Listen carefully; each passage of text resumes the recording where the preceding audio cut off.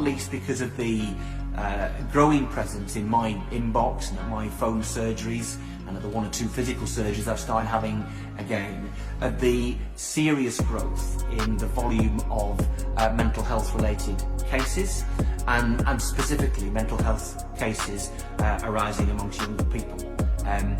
Heartbreaking individually and deeply alarming when you see the volume of them collected together. And that's why I think we need to be very careful in understanding the complexities of human relationships and how important they are to our sense of well-being. It's the mental health concerns that I've got for families that, and particularly amongst younger people, which make me sceptical and make me ask questions about the lack of evidence behind this. Much as I want to support the government in doing tough things that need to be done to eradicate the virus and to control it until such point we actually can eradicate it through a vaccine, we do need more evidence. Thank you for your answer to the last question, Tim. One thing that is really inspiring about who you are as a politician and as a person is that you've always stood for minorities, those who are experiencing inequality, whether it be for your work as a politician or as the former leader of the Lib Dems. So one question I wanted to ask you is, how can churches, community organisations and businesses work together to address issues pertaining to racial inequality following the murder of George Floyd? I mean, I think a lot of very complacent people, probably included me, were enormously affected by the killing of George Floyd and some of the events in the States in particular. And a reminder that the reason why people declare Black Lives Matter is because in practice they appear to matter less. And those who shout back, well, all lives matter, yes, of course they do, but very few people get killed for being white. And yet we see people who are at risk, not just of losing their lives, but their liberty, their careers are overlooked and victims of discrimination, whether it be violent or otherwise, essentially because of their background, because of the colour of their skin, their creed, and other things that, that set us apart from one another. So I think that, first of all, Christians have to start at the beginning, and we start at Genesis, and we start at what God thinks human beings are. And that we are equal is given from the absolute beginning. And if God says we're equal, we're equal. But we're more than equal, because when God goes through the process of creation, we stand out, don't we? We're very good. We're made in his own image. And I'm a colossal space nerd, and I love the outdoors. I love the Lake District, and I am awed by lots of things. I've just signed up to do the Coniston Trail, which is a 15k socially distanced run up in the Lakes Mountains in about 3 weeks' time. That's going to be awesome. It will be painful, but I'll get through it because I look at the mountains, I look down at the lake, I look at the huge sky. I might get drenched, but it will be awesome. And when I read, as I did the other day, as we all did, of the possibility of aliens in the atmosphere of Venus, I think, awesome. And when I think about just the vast structures out there in the cosmos, supermassive black holes, quasars, pulsars, these amazing, intricate things, they are mind-blowingly awesome. Yes, they are. And they're not as awesome as you, Micah. They're not as awesome as me, because they're not made in God's image. You are, and I am. So it's not just that Christians believe in equality. We believe in colossally lofty equality. Lofty equality. We are worth so much. And so, and the danger is that we do a lot of emoting on social media about equality. How do we practice it? So I think we need to, and it's right that people who have privilege, for what it's worth, and who have not been direct recipients, shall we say, of discrimination so much, that we look to ourselves, that we are repentant, and that we seek to understand. And I think that's something, whether you are right, left, or centre. If you are a Christian, Black Lives Matter, and you understand that this is a huge issue, and it's not just about race, but that is clearly a major part of it. And we should be unequivocal about Christians believing not just in equality, but, as I say, that epically awesome, lofty equality. Thank you so much for your answer to the last question, Tim. It was really powerful and really insightful to learn about, your view on the topic of racial inequality. You are such an inspiration to so many young people across the nation through the work that you've done throughout your political career. One question I really wanted to ask you is, what opportunities are there for young people to get involved in politics? So I think, where would I start? I mean, I kind of, there are various routes, aren't there? But I think what I really want is for young people to think that politics affects them, because it does. I'm not saying you have to stand for Parliament or the council or join a political party to vote. And I'd love you to pay attention, and I'd love you to listen to the arguments, understand that there's often sometimes a bit of truth on all sides, but that sometimes there is a just cause and an unjust cause, and you have to make that judgment. Don't be affected by, the danger is where we pick up our views via social media, we tend to follow people who think like us. So you might, all these people saying, how could the Conservatives win? I knew nobody was a Conservative. Nobody on my timeline was a Conservative. Yeah, that's the problem. You don't talk to anybody who's not like you. So I think one thing I would just encourage all young people to do is understand that politics does affect you. If you're a refugee stranded in a camp in Lebanon, politics affects you. It's affected you. It's changed, disrupted, maybe ruined your life. And it could make it better if a different set of decisions are taken. If you're somebody who has been out of work for 6 months because coronavirus kiboshed your business and you weren't given any support, politics affect you. Or if you're one of those people who were supported, then politics has affected you in a more positive way. So politics decisions, big and small, they affect everybody. It makes a huge difference to our lives. So pay attention. Try not to get overly tribal. There's nothing wrong with joining a political party, but do remember that there are good and bad motives on all sides. And you won't get to the truth if you only listen to one side. And it's perfectly normal to hang around with people like you. That's just how we operate, isn't it? But I think social media does it in an even bigger way, and we just reinforce what we think. We speak into a bubble. So a friend of mine who is a Christian and who is a Conservative and who thinks Brexit's a great idea, bracket, I don't, we made a bit of a deal a couple of years ago where for the next week we would actively go out and follow a load more people. But the only people we would follow would be people who, through their biographies we could tell, think really differently to us, totally different worldview. And it was a really good exercise. All these people said, why have you followed me?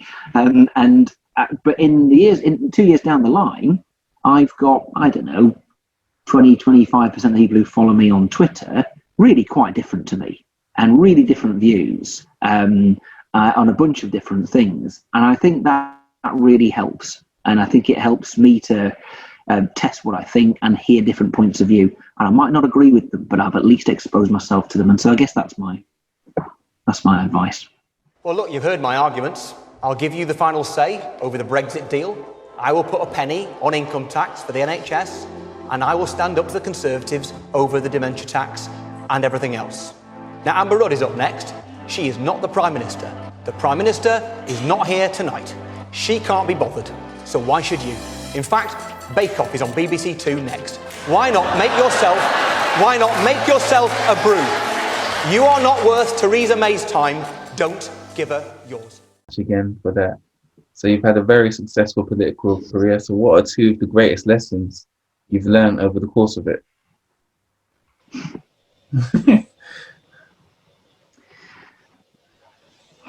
Well, I mean, actually, am I allowed to give you a very Christian answer? I'm going to give you a very Christian answer, and I think it's pray more. We're told to, cast all our anxieties onto Him because He cares for you, and that means literally set out so in this place, you set out petitions before the Parliament. Literally at the end of the day, the opportunity for petitions to be presented. I do it regularly. We're told to petition God, and that means literally go through your diary, lift all these things up to Him. Nothing is too trivial for Him. So do that. And then the other thing is, as a Christian, spend time with other Christians. That doesn't mean to the exclusion of other people, but I think those, and I say those as two things that I have done too little, and I would do differently. I think the other thing, in a more broad, how to be successful in politics, and it's very kind of say I've been successful in some ways I have, and in some ways I haven't. But I here I am getting paid to do my hobby, so that's quite good. And I love what I do. And there's an amount of stuff we have managed to achieve. But I think that the fundamental thing, is be clear about what you're trying to achieve, and don't overdo it, because you can't do everything. Be clear about what you're trying to achieve. And then the other thing, I think, that's the bell going for change of business, nothing to worry at the moment.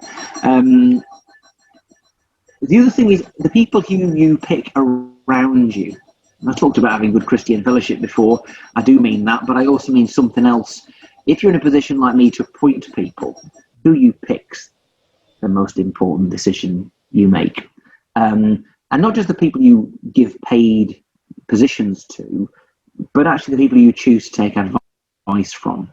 And so to me, this job is about motivating, galvanizing, even choosing people that is to their benefit, and that also means that hopefully I'm more likely to be effective in the things that I do. So be wise with people, cherish people, and spend time with them, because this is, every aspect of life is relational, but I think politics is especially relational. And politicians, listen to them, spend time with them, yeah, but you will soon, bit like how you need to make sure your Twitter feed is a bit inclusive and your Facebook page is a bit inclusive. Don't just spend time with politicians. Do get out there and talk to and listen to people whose lives are very different. Otherwise, you will not be authentic, and you therefore won't serve people very well. Thank you so much for your answer to the last question, Tim. Your autobiography was such a fantastic piece of work. It talked about how, your experiences growing up in the Thatcher era inspired you to go into politics, to, be in the limelight, being, where people are, commenting on what you're doing, holding you to just account for every comment and statement you make, and all of the pressures and everything you faced as the leader of the Liberal Democrats. The book also received critical acclaim, and I would even advise to my audience, if you haven't read it. Just like Prefab Sprout, critical acclaim, not many sales, but critical acclaim. No, well, first of all, I enjoyed writing it. I stepped down in the July of 2017, June 2017, about a week or so after the general election, and I was absolutely still standing, a positive person, but it had been a bruising experience. Let's not pretend. And that 49 days, I think it was, the general election, I thought, well, that was a story. I should tell that sometime. And so I had a couple of weeks off, holiday, got back into work, appointed a new team as people had moved on. And then I went to the Lib Dem Party conference in Bournemouth, I think it was, that September. And on the way back, what was meant to be a 4-hour journey became an 8-hour journey because there was various train failures. And so I stuck my headphones in, got my laptop out, and wrote 12,000 words. And I wrote essentially the core of the book, the story of those 50 days from Theresa May calling the election to the result being announced in the early hours after the election day. Because I guess it was cathartic. I really enjoyed doing it. I thought that might be interesting from various perspectives, because I then look at what it was like from the inside the coalition. What's it like to be preparing a leadership contest when you're not yet leader? What's it like to be leader? What especially is it like to, be the leader of a party during a general election? And all of the interesting things, I guess, that went with me. But also, obviously, given that so much of the focus was on my faith in Christ and what that meant for me, I don't duck any of that stuff. I get to grips with it, and I try to kind of look at how it is possible to live as a Christian and be involved in politics. And I think I hope I'm really quite open about all the terrible mistakes I made. But the title of the book is Better Ambition, and you can probably work out what I'm getting at there. And that is there is a kind of theme of ambition, be an MP, become the leader, become the leader. Then you give up being the leader voluntarily when you didn't need to, when you'd actually had a half decent result. I mean, so far I'm the only one of the last 5 Lib Dem leaders who's increased the number of MPs we had at a general election. So, it was not, I'd give me a B- for my time as leader, actually. If you look at the figures, it wasn't awful. But I gave it up. Why did I give it up? Because there's something more important. Because for all that, rising to the top, if you like, of your party and all that kind of thing is good and not to be sniffed at, it's not as important as following Jesus Christ. And so essentially that's the conclusion I draw in the end, unsurprisingly. And along the way, there's lots of anecdotes, lots of stuff about David Cameron and Nick Clegg, and some terrible stuff about me and my awful band, including dreadful photographs when I had more hair.